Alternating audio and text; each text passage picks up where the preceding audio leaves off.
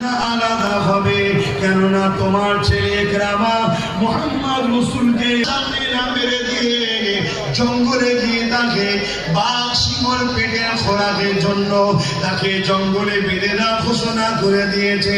এই যুবকেরা তরুণেরা ইকরামাকে গিয়ে জঙ্গলে বেঁধে দেওয়া হলো, তার হাতে পায়ে দড়ি দিয়ে বেঁধে দেওয়া হলো। এমন করে চলে আসার পর সবাই জঙ্গলের বিভিন্ন হিংস্র পশুরা ইকরামার দিকে আগিয়ে আসতে লেগেছে। তারিখে হাদিস শুকিয়ে দেখো, সবাই এসে দূরে গোল করে ইকরামার মুখের দিকে তাকিয়ে বসে আছে।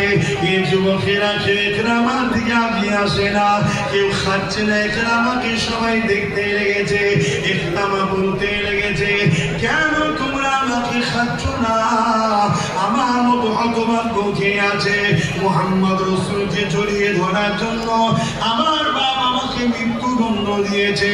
ওই সময় হিংস্র পশুদের মধ্যে থেকে এক পশুর জবানকে আল্লাহ খুলে দিলেন।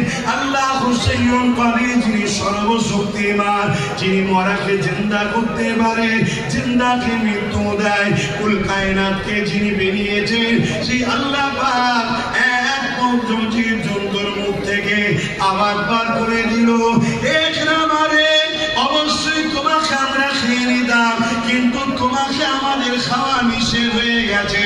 কেন খাবে না? ইকরামা, তোমার শরীর থেকে আল্লাহ নবীর খুশবু বেরোচ্ছে।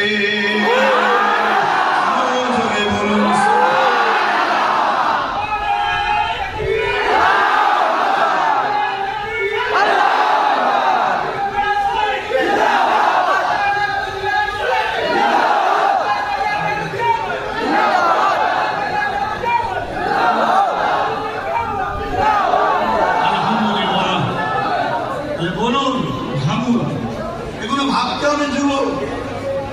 শুনছো তো আমার ভাইরা? আমি কিন্তু তোমরা আমার মুখের দিকে চেয়ে আছো, আমি কষ্ট হচ্ছে বলছি। আমি আবার বলছি, তোমরা